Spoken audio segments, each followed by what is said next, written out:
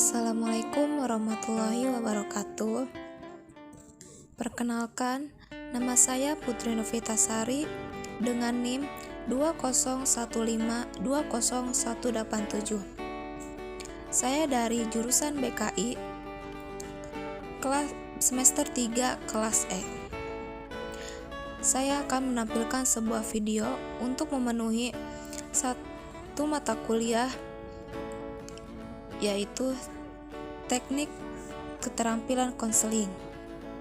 Teknik-teknik konseling itu ada beberapa, dan saya akan mengambil 4 contoh. Yang pertama ada attending.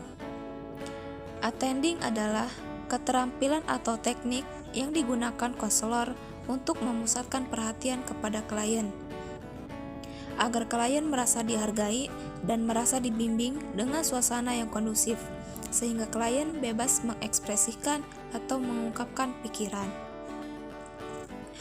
perasaan ataupun tingkah lakunya.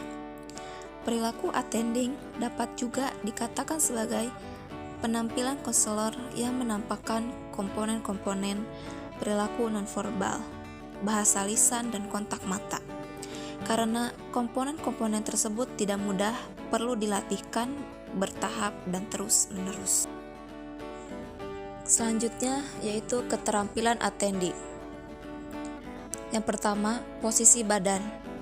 Di antara posisi badan yang baik dalam attending mencakup duduk dengan badan menghadap klien, tangan di atas pangkuan atau berpegang bebas, atau kadang-kadang digunakan untuk menunjukkan gerak isyarat yang sedang dikomunikasikan secara verbal.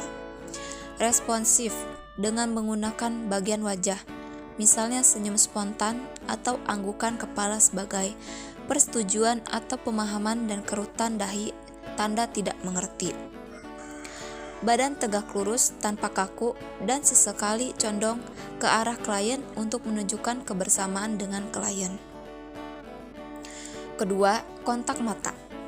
Kontak mata yang baik berlangsung dengan melihat klien pada waktu dia berbicara kepada konselor dan sebaliknya.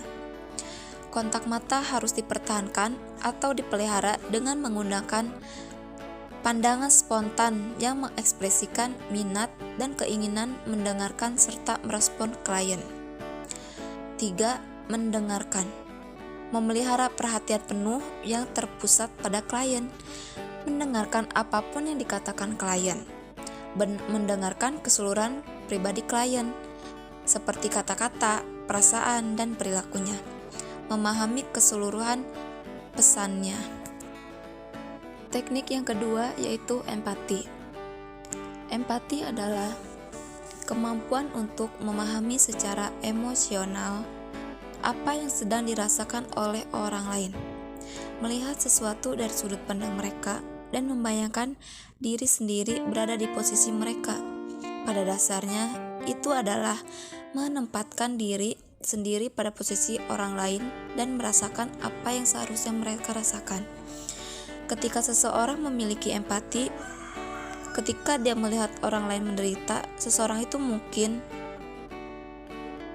dapat langsung membayangkan dirinya berada di tempat orang lain dan merasakan simpati atas apa yang mereka alami.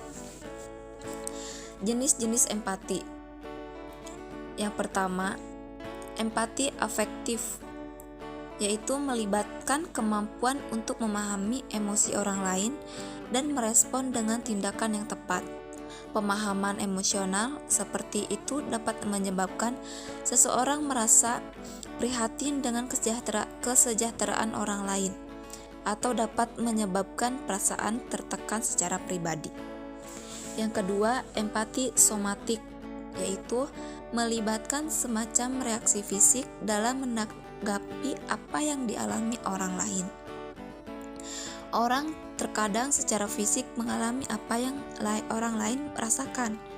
Ketika seseorang melihat orang lain merasa malu, misalnya, seseorang mungkin mulai memenuhi atau sakit perut. Yang ketiga, empati kognitif, yaitu melibatkan kemampuan untuk memahami keadaan mental orang lain dan orang yang mungkin mereka pikirkan sebagai respon. terhadap situasi tersebut. Hal ini terkait dengan apa yang oleh para konselor sebut sebagai theory of mind atau pemikiran tentang apa yang orang lain pikirkan.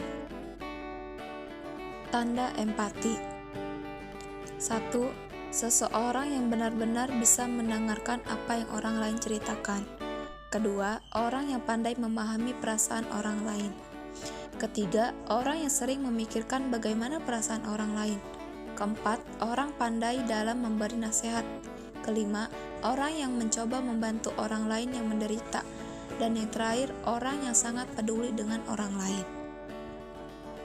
Teknik yang ketiga yaitu eksplorasi. Eksplorasi merupakan keterampilan konselor untuk menggali perasaan, pengalaman, dan pikiran klien.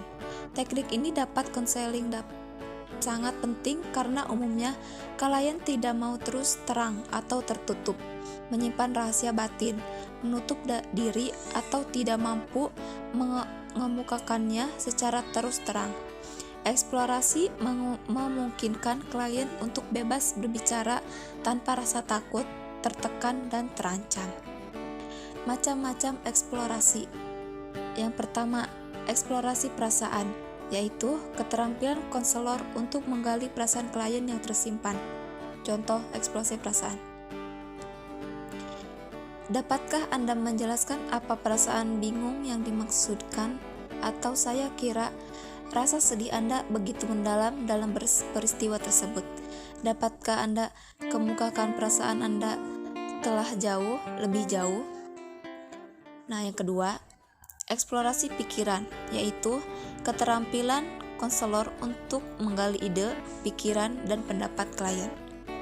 Contohnya, mungkin Anda dapat menjelaskan lebih jauh ide Anda tentang sekolah sambil bekerja. Dan yang terakhir, eksplorasi pengalaman, yaitu keterampilan atau kemampuan konselor untuk menggali pengalaman-pengalaman klien yang telah dilaluinya. Contohnya, saya amat terkesan dengan pengalaman yang Anda lalui, namun saya ingin memahami lebih jauh tentang pengalaman tersebut dan pengaruhnya terhadap kesuksesan belajar Anda. Teknik yang keempat yaitu refleksi. Refleksi adalah teknik konseling untuk menangkap perasaan, pikiran, dan pengalaman konseli, kemudian memantulkan kembali kepada konseli tentang perasaan, pikiran, dan pengalaman sebagai pengamatan guru BK atau konselor terhadap perilaku verbal dan nonverbal. Tujuan merefleksi adalah agar guru BK atau konselor dapat merespon secara tepat dan akurat pikiran dan pengalaman dalam pernyataan konseli. Jenis-jenis refleksi. Yang pertama, refleksi perasaan. Teknik untuk dapat menangkap perasaan konseli sebagai hasil pengamatan terhadap perilaku verbal dan nonverbal. Konseli kemudian memantulkan perasaan tersebut kepada konseli. Yang kedua, refleksi pikiran. Teknik untuk menangkap ide, pikiran, dan pendapat konseli sebagai hasil pengamatan terhadap perilaku verbal dan nonverbal. Konseli kemudian memantulkannya pada konseli. Refleksi pengalaman. Teknik untuk menangkap pengalaman konseli sebagai hasil pengamatan terhadap perilaku verbal dan nonverbal. Konseli kemudian memantulkannya pada konseli. Sekian video yang saya tampilkan. Selamat nonton dan terima kasih. Wassalamualaikum warahmatullahi wabarakatuh.